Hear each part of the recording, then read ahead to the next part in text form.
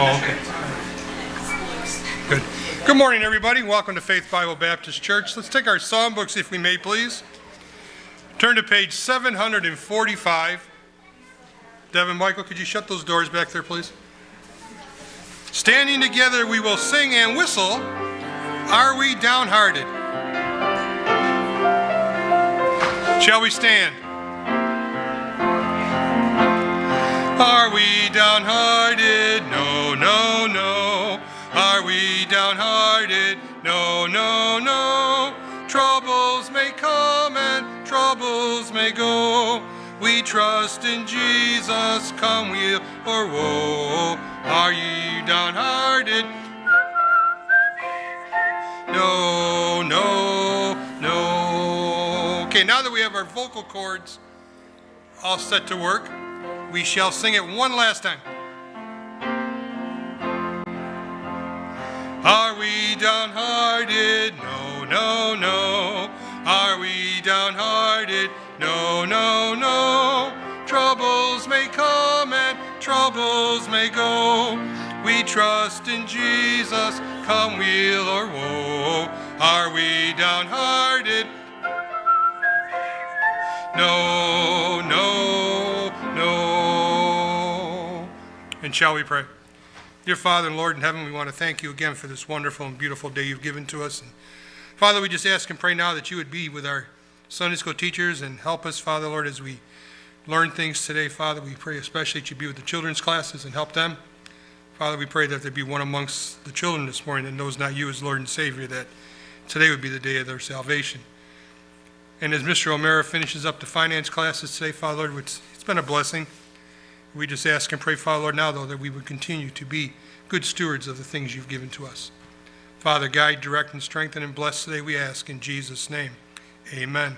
Thank you, and you may be seated. Now, before we dismiss the Sunday school classes, next Sunday, all the teens and adults will still be in here. No, okay. And then the following Sunday, Pastor Cole will be teaching a 4-week class that will help all teens and adults. So at this time, I ask that if someone comes across a missing Sunday school attendance book, we were talking this morning, somebody might want to take it home, put it in a box and save it for forever, like our parents used to do with our schoolwork when we were in school. But if you come across a Sunday school book, you can just help and just put it back where it belongs. Please, thank you. At this time, Mrs. Vespa and Mr. Vespa may be dismissed with the 2-year-olds through first grade girls.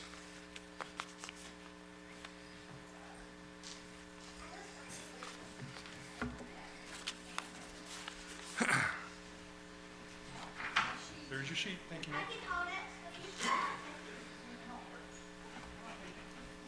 All the other girls from grades 2 through 6th grade may go at this time with Mrs. Updegrove and her daughter Megan. Yeah, I had to look at the book to make sure I got her name right. That's okay, we pulled it out, Mrs. O'Mara. All the boys in grades 1, 2, and 3 may go with Mr. Updegrove. The rest of us will be in here. 4th to 6th grade boys may go with Mr. Barron and Mr. Sean O'Mara. Thank you, sir.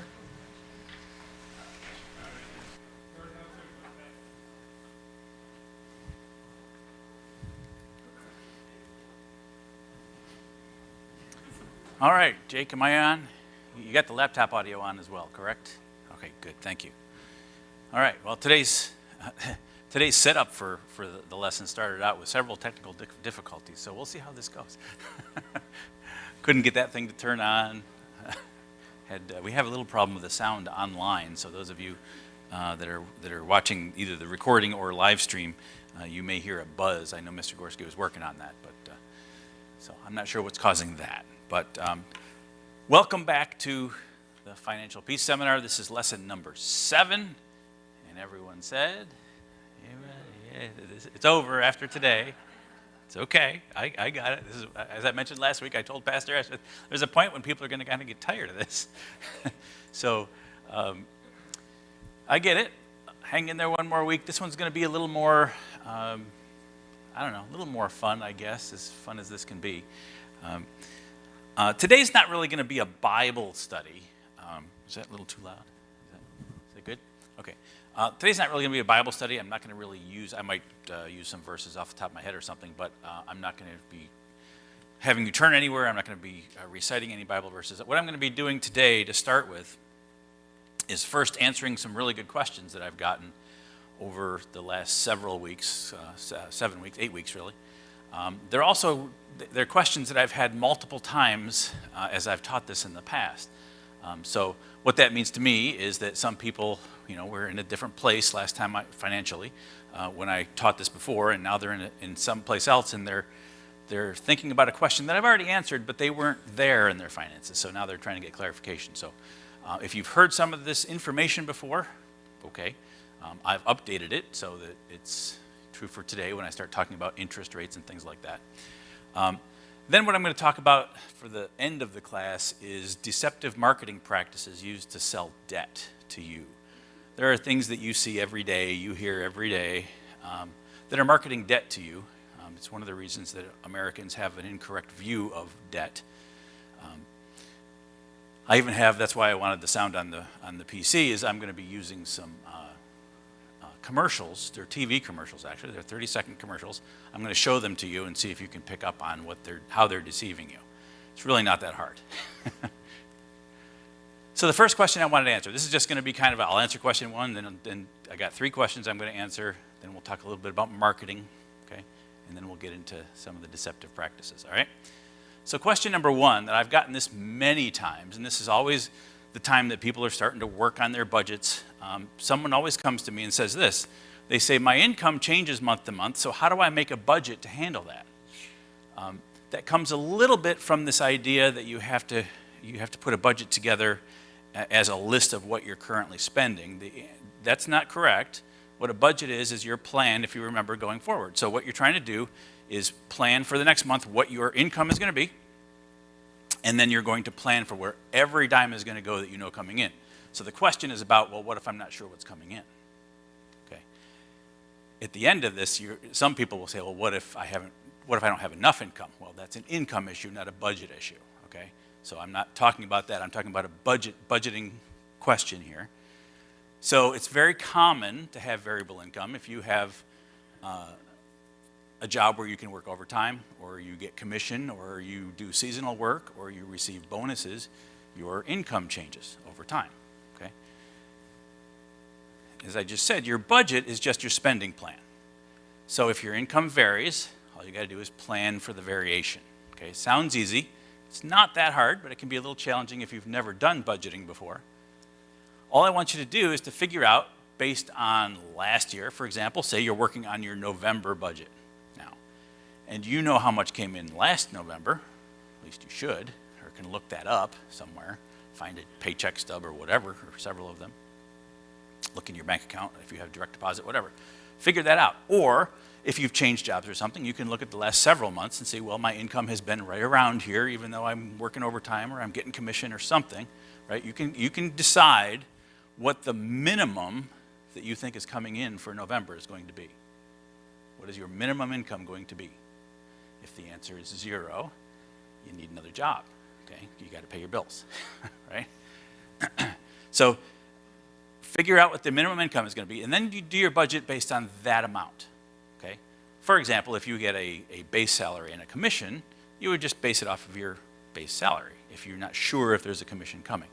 And then you would do your plan based on that amount of money. Then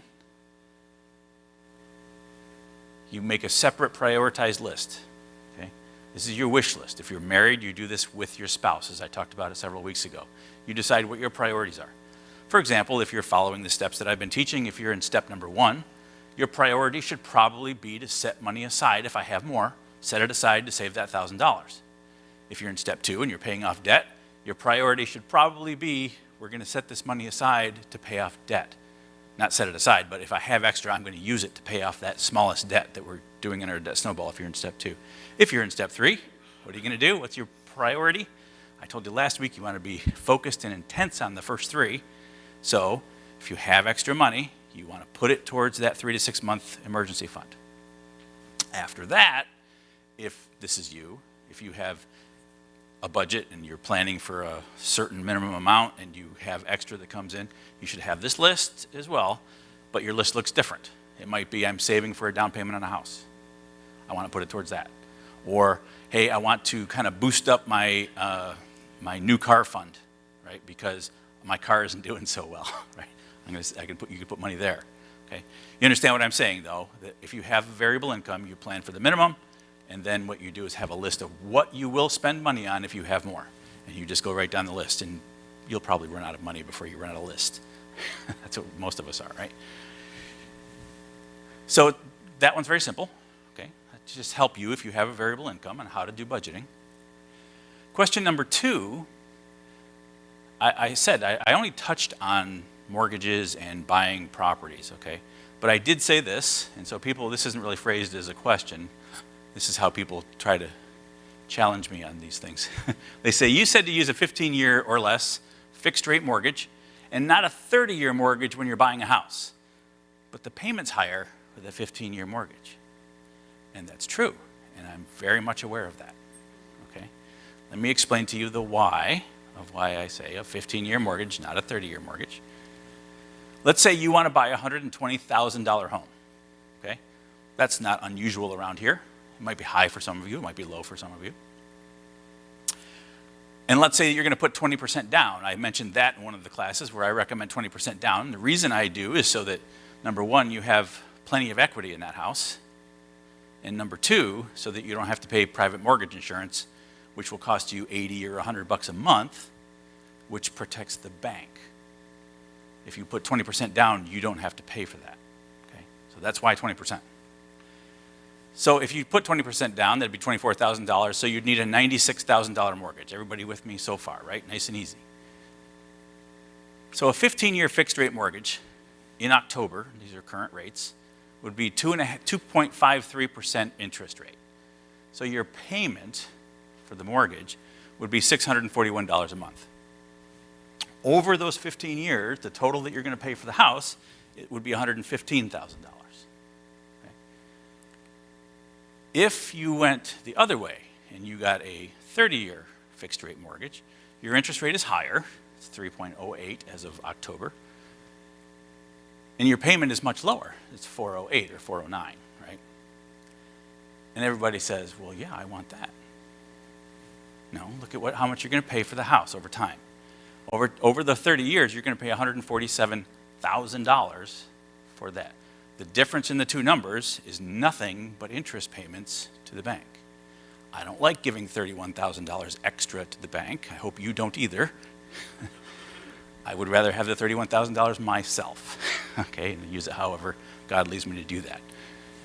Now, just for clarity, I did not include property taxes in that. You do understand, regardless of what kind of mortgage you get, you have to pay your property taxes. So I backed that out of this calculation, but it would be something you would have to pay. So your payment for the mortgage would be, with a 15-year fixed rate, it would be $641, but it's really going to be around $840 because you also have to pay taxes, and I'll talk about that in a second, because that figures into your payment, or figuring out how much you can afford. So yes, your monthly payment is lower with a 30-year mortgage, but you pay $31,000 more interest, and you're in debt for 15 more years. That's bad, okay? You've gotten that out of me if you've been here for even one class. We'll talk more about that later. So think about it this way. If you did what I'm saying, you could make your payments, and in 15 years, you'll own the house outright. Then, if you still wanted to continue making the payments for 15 more years, you could just take, I'll say, the $408 a month and put that away and invest it. I mean, if you like making payments for 30 years, go ahead, pay yourself. Okay, put it in an investment account. And what you'll end up with is a $165,000 nest egg after 15 more years. So, what that means is, if you do a 30-year mortgage, after 30 years, you own a house outright. And you paid $31,000 extra for it. If you do it my way, after 15 years, you own the house outright, After 30 years, you also have $65,000 nest egg. Which one's smarter financially? See? You see the difference? So the difference is really the $165,000 nest egg, plus you're not paying the extra $31,000. So you're really talking a $200,000 difference here. Okay, that's not chump change as far as I'm concerned. So that is why you want to do that. Now, I said that I took the tax calculation out of that, okay, the $200 a month for property taxes that you'd have to pay. Remember I had said your monthly payment, including your property taxes, has to be 25% or less of your monthly take-home pay. So with this calculation, just to give you an idea of how you do that, you have to base it on the 15-year mortgage. That's what I told you, right? So that's the $641 a month, right there, plus the $200 a month for the property taxes. So that's $841 a month. This is math now, that is 25% of $3,365 a month. A little more math, and I won't bore you with the math, but if you want to figure out what that would be take-home pay per month, do a little more math, that translates to $47,000 a year annual income. All right. So someone with a $47,000 a year gross income could afford a $120,000 home with a 15-year mortgage. Okay, that's how you do that calculation. That's what I'm trying to tell you. All right, just for clarity, because I fly by these things when I'm teaching something else. So.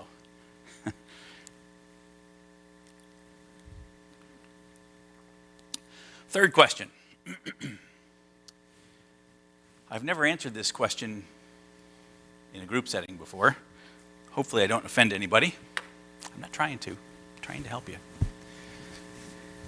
But it's possible. Is leasing a car a good idea to keep my payments low? I love this graphic. If you can't read that, it says no, and the yellow section is no, but in yellow. All right? No, leasing a car is the most expensive way to operate a vehicle. Okay? There is no, if you lease a car, you are throwing money away. So you shouldn't do that. So if you have a net worth of $1 million, okay, I'm not really going to tell you what to do. You're doing good. Okay? And if you have a net worth of $1 million, you can buy new cars and lease new cars if you like maximizing dealer's profit. That's not on my priority list. Maybe it's yours. If you just like to spend extra money, go ahead. If you've got $1 million, good. Good with you. But if your net worth is less than $1 million, you should really buy used cars that you can afford. Okay? I want to be very clear what I mean by the word afford. What I mean by afford, and the definition of the word afford, is to be able to meet the payment or meet the commitment of. Okay? You can afford something when you have the money to pay for it. Okay? Affording it doesn't mean I don't have the money and I'm going to borrow to get it. That's not affording it. The term comes out of the dealers' mouths all the time in their commercials. It's an affordable payment. Stop.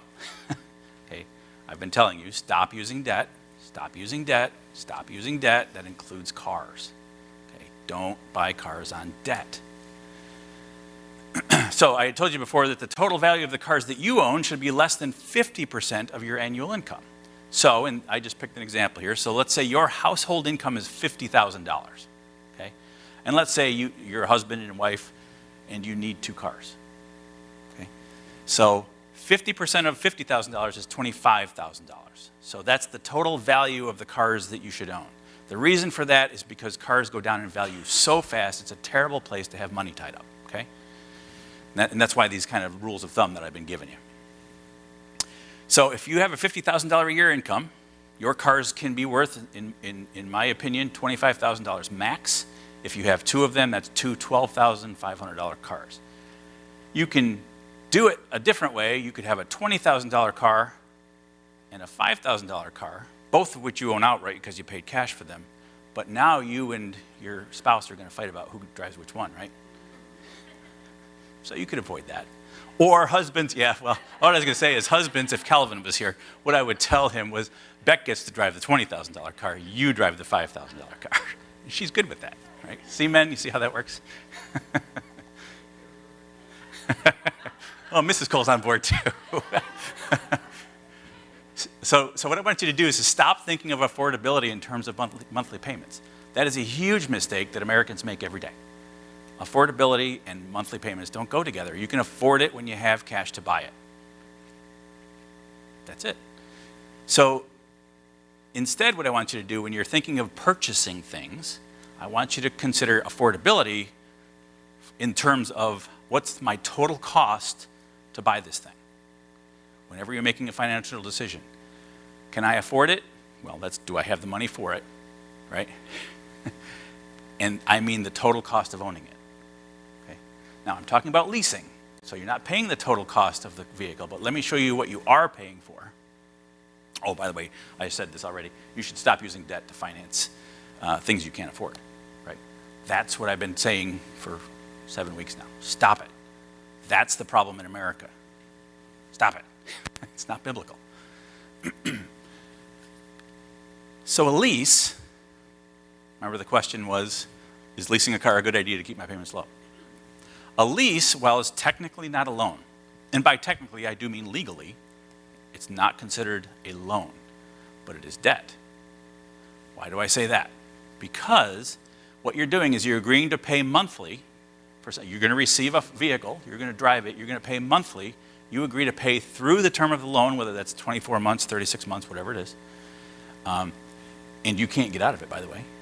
There's no way out. It's debt. You will owe that money one way or the other. You can turn the car in, but then they're going to charge you all kinds of terrible fees, and you're going to pay. I'll show you what you're paying for in a second. And there is interest. I've had several people, there's no interest on a lease. Oh, yeah, there is. They just don't call it that. You know why? Legally, it's not a loan. So they call it the money factor, if they even address it at all. If you get to the point with the dealer and you're looking at the financial calculations, they have money factor line in there. That's the interest rate. It's typically between 6 and 10%, which is very high, by the way.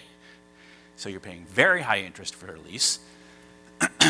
And what your actual interest rate or money factor rate is depends on your FICO score, your credit score.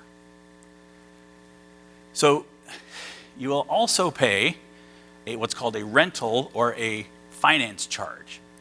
That's added onto the depreciation of the vehicle, and that's split over your monthly payments. Okay, so what they're doing is they're saying you can take our brand new car.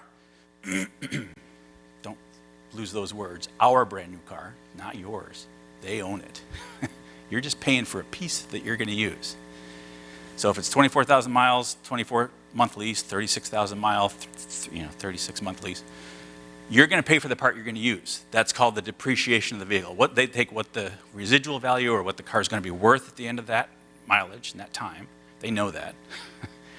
And you're going to pay for that piece, and then they're going to multiply it by this rental or finance charge and divide that by your monthly payments, 36 of them, or 24 of them, okay? So let me make this a little clearer. When you lease vehicles, you're paying for the following. You pay for the initial dealer's profit, okay?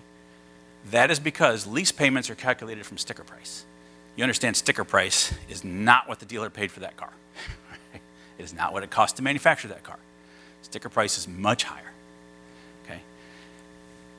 They calculate lease payments off of the sticker price. You don't get to negotiate that when you lease a car, all right? So you're paying, 1, for their profit.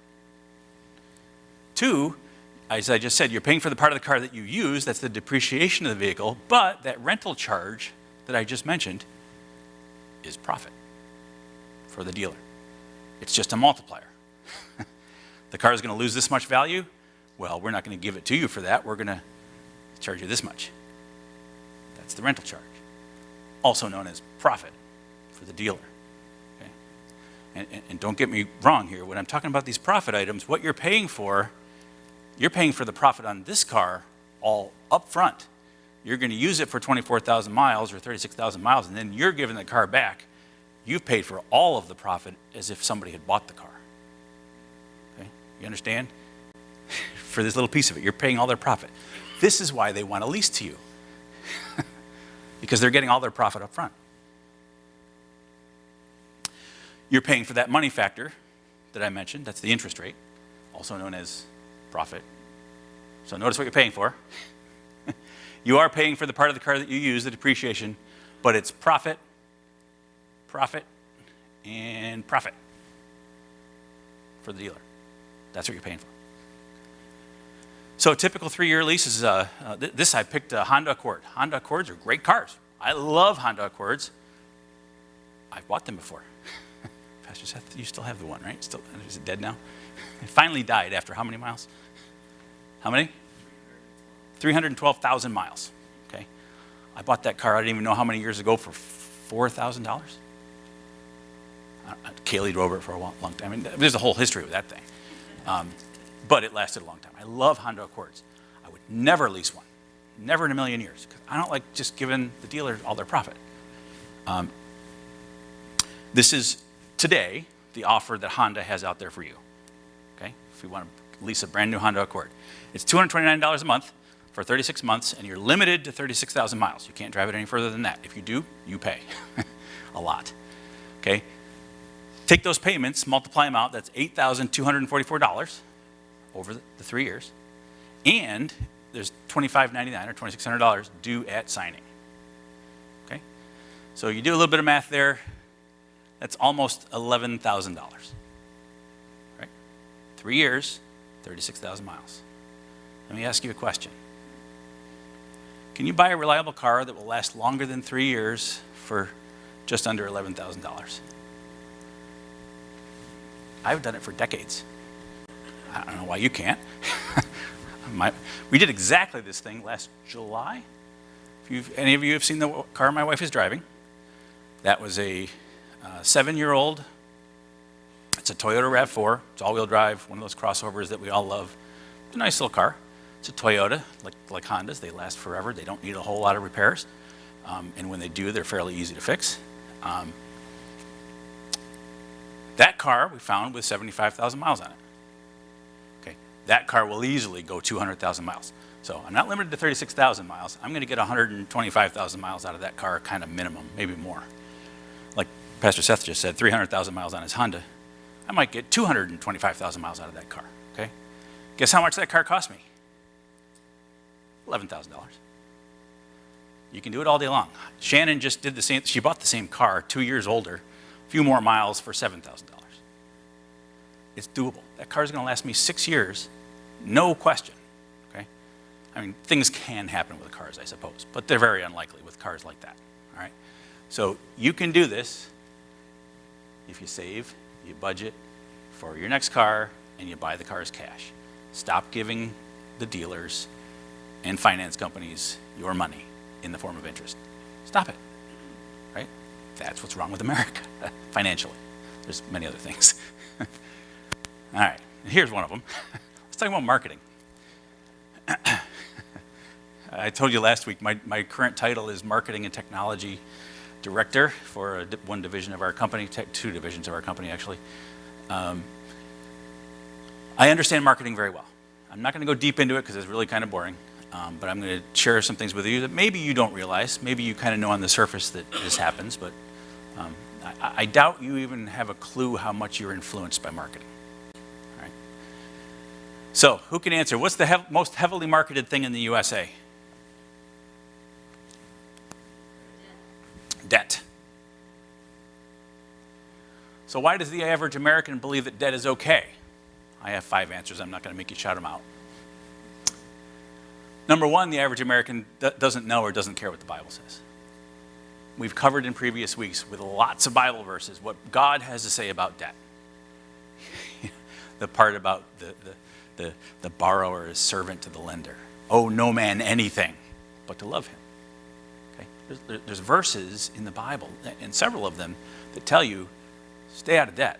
Last week we talked about the focus and intensity that you need if you're in debt. And I shared with you the verse out of Proverbs about you should deliver yourself as the roe from the hand of the hunter and the bird from the hand of the fowler. Okay? I showed you a video last week. Some of those of you that were here, you saw it. That is how you're supposed to get away from debt, according to the Bible, okay? Debt isn't what you want. Most Americans don't even know that. That's what God has to say about it. So either you don't know or you don't care what the Bible says about it, if you're still playing with debt. Okay. The other thing is that Americans are told they don't have to wait to get things. Right? That's true here. It's not so much true everywhere in the world. Yeah, a lot of people in the world I know are very used to waiting for things. Waiting until they can save the money to buy things. That's not the American way, for whatever reason. I'll tell you what the reason is.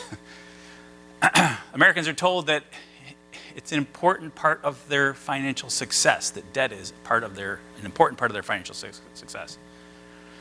That's a lie, 100%. Debt is, all it contributes to is your financial decline and maybe financial ruin. Americans are also told that their FICO scores, or their credit scores, indicate their financial well-being. That is 100% a lie. It does not indicate your financial well-being at all. I'll show you why in a second. They're told that they need things to be happier. 100% a lie if you're a Bible believer. Right? So who tells Americans these things? Marketing departments. No, not mine. Okay? I don't do that to my customers. Okay? We use this method, but we're not lying and deceiving people. Okay? This happens every day. You hear it on the radio, on podcasts, on little videos you're watching on YouTube, whatever, the little commercials pop up. You hear this stuff all the time. If you watch TV, I'm going to show you a couple commercials here in a minute. That is some marketing department deceiving you. Okay? Let me give you some examples of some slogans. Okay? Marketing slogans and advertisements today tend to be very deceptive. What they're doing is they're diverting your thinking from the truth. They tend to make them funny. They tend to make them enjoyable. Ha ha, we laugh at them. This is kind of cool. But they're diverting your thinking from the truth. In a lot of cases. Not in every case, but in a lot of cases. And so what marketing people are doing is today the way marketing works, their commercials aren't designed to tell you about the product. This is why today, if you notice this over time, when you see commercials and you laugh at them, ha ha ha, and then you're talking to your friend about it and you say, hey, you remember that commercial with that wrestling guy and the purple cow? Remember that? What was that for? You never remember what it's for.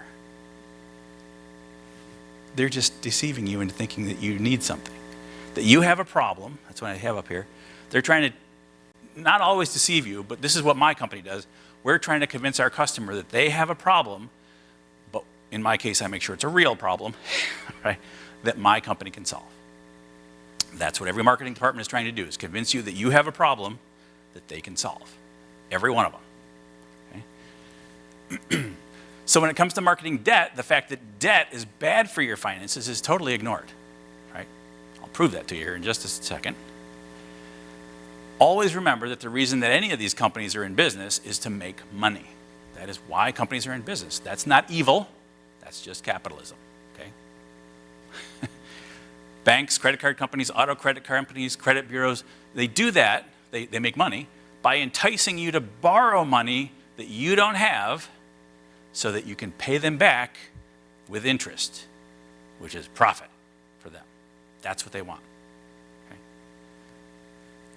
Okay? So here's some marketing slogans. And I'm just going to go through them fairly quickly so I don't run out of time here. Everywhere you want to be.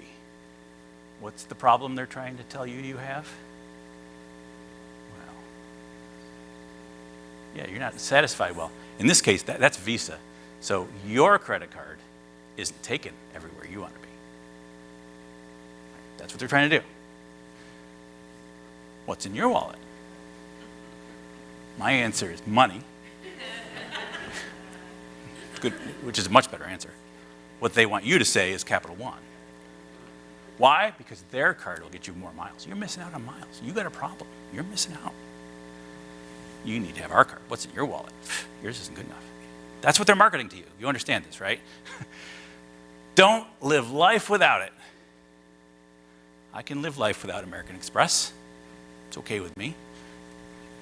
Membership changes everything. In case it's not good enough to live life without it, if you want to pay American Express a higher annual fee, you can have their Platinum card. And that changes everything. Okay. Your card is the key. Very clever for General Motors. Right? That's their card where they're going to give you money towards your next purchase. All they're doing is taking your money for interest if you don't pay your balance every month, giving you some money toward the next purchase of your car that you're going to buy at sticker price. You got that far, right? So they're going to give you some money to, okay, it's going to reduce our profit a little bit, but we made up for more than made up for that in interest payments from you. Okay. Don't spend more, spend smarter. Well, that's good advice from the GM Gold card. You can get more points towards your vehicle so that you'll be forced to buy a GM vehicle when it's time. I mean, maybe you like GM vehicles, that's okay. Let it speak for you. The HSBC Gold card. Anybody else want their credit card to speak for them? I don't. Start living your dreams. Well, what are you waiting for? All you need is the MBNA card. We treat you like you'd treat you. Well, if you would take all of your money and put you in debt and keep you from ever developing any wealth, then you're just like the Discover card. Good for you. That's not how I would treat me. Not to belabor it. There are things money can't buy. For everything else, there's MasterCard. Good. See, you bought into this marketing stuff. You remember it. That's good. So does everybody else. More living, less limits. You know what your problem is? What are we marketing to you? You're too limited. You're too limited. You're too limited. Our World MasterCard is going to help you live more. How does borrowing money through a credit card help you live more? It doesn't. It helps you get into debt and pay them money in interest. Never miss another mile. Again, this is another one pushing on the air miles. That's Citibank Advantage card. Today's way to pay. You old fogies, you got to stop using cash. What's the matter with you? Today's way to pay is Bank America card. Don't you know? We need your money. That's what they're saying. It takes the waiting out of wanting. Is this biblical in any way? No. Don't get an access card then. Make life simple. Does debt make your life simple? No. The SBI credit card. It's your window to the things you want. What is it you want? You probably don't even know. It's Sony Electronics. So that you can buy their stuff, you need to pay them interest on a credit card. Okay? Credit Power Booster. I'm going to talk about credit scores in just a minute. But according to the Bob card, this will boost your credit if you use it. Well, we'll talk about why that's not really true in a minute. Travel in good company. Also good advice. I don't think Diners Club is really that good company. It's just another way to make a loan. Get a loan from a bank to pay for stuff that I can't afford. Why do I want that? Great coffee now has its own currency. Doesn't that sound cool? This is so that you can pay interest on the coffee when you go to Starbucks. Awesome. Their coffee is already pretty expensive. Their profit margin is very high, and now it's higher if you're using their card and not paying off your balance every month. Okay? All right, so enough of that. So I'm going to get to some TV commercials here in just a second. Okay? You understand, so first of all, so you see every one of those is somewhat deceptive. They're trying to sell you on a problem that you probably don't even have, but they're trying to convince you that you have a problem and that they can solve it. Right? That's what us marketing folks do. So I'm going to focus a little more on credit. Your FICO, your credit score, for anybody that wasn't in the previous classes, okay? So your credit score is calculated by 3 different companies. Those are Equifax, TransUnion, and Experian. They track your interaction with debt, and they use what's called predictive analytics to calculate, it's a piece of software, each one has their own. They calculate your creditworthiness, and then they report that information in the form of a credit score to lenders that request it. So whenever you apply for a loan in any way, that vendor, whoever you're looking to buy something from, checks your credit score, okay? And that is how these companies make money. Every time someone checks your credit, they get paid. Most people don't know that. That's how that works. So what they want is they want you to use your credit or debt as much as possible. They want people checking your credit as often as possible so that they're getting paid more, right? That's what they want. But you have to understand what your credit score really is. Your credit score is based on these 5 factors, okay? 35% of it is based on your debt payment history. 30% is based on the amount of debt that you owe. 15% is based on how long you've been in debt. 10% is based on new debt. And 10% is based on the types of debt that you have. Notice nothing in here indicating financial success. Just read it, debt, debt, debt, debt, debt.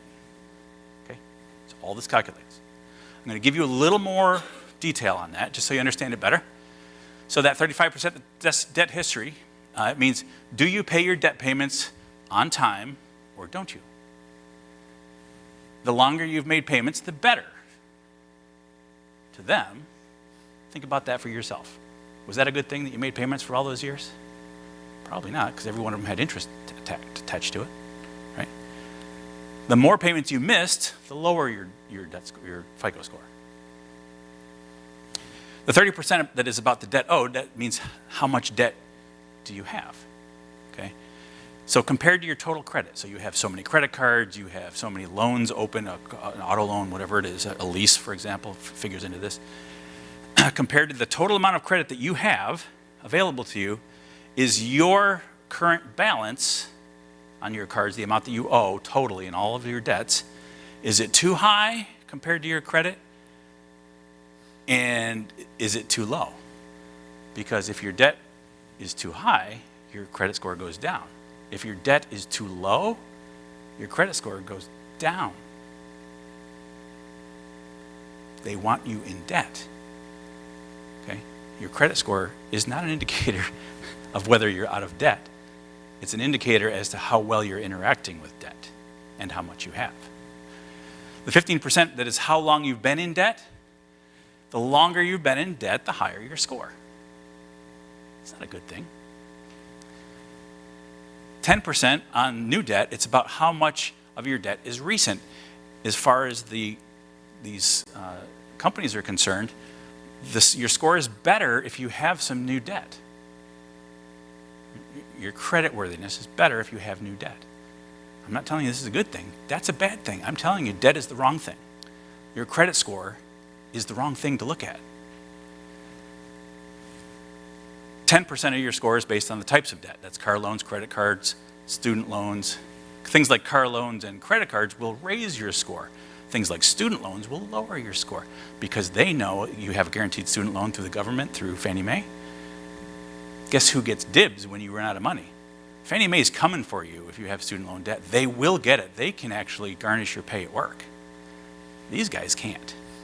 The credit companies, credit loans, car loans. So they will lower your score if you have student loan debt.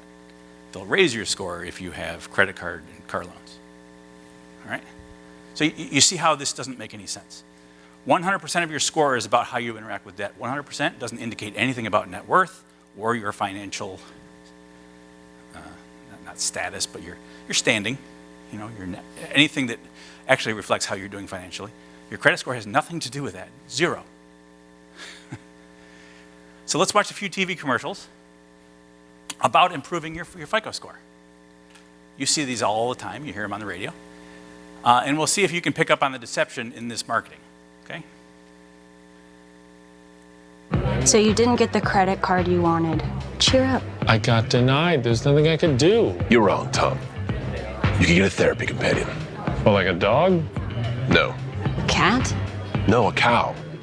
An Experian Boost cow. Oh yeah, you can raise your credit scores instantly with Experian. It worked. There's that cashback card I want right there. Boost your credit scores instantly, free with Experian! Download the Experian app now. All right. This is my proof to my grandchildren that purple cows exist, so you know. Like, that's a long story in my family. It was my proof to Kaylee as well, is what I mean by that. Anybody pick up on the deception there? What's the problem they're trying to make you think you've got? You can't get the credit card that you want. Why? We talked about credit cards several weeks ago. What difference does it make what card you have? If you're not going to carry a balance anymore, what difference does it make? If you want to use it for miles and things, I do that. I give you 5 rules that you should follow for proper credit card use. If you can't follow those 5 rules, I'm not going to cover them again today, but if you can't follow them, you should cut up your credit card. Stop worrying about how many miles you're getting, how many dollars you're getting back. You're not going to get rich on miles or dollars back from a credit card. Not going to happen, okay? Financially, that stuff is like that big in your financial world. Stop worrying about that stuff. What's the solution to the problem that you can't get the credit card you want? Like this guy, he got denied, if you remember, for the credit card. Why did he get denied? His credit score was too low. How could he fix that problem? What are they marketing to you? An app where I can swipe on my phone and raise my credit score. You know that's not how this works, right? I'll tell you how it works in a minute. Watch this one. This is Credit Karma.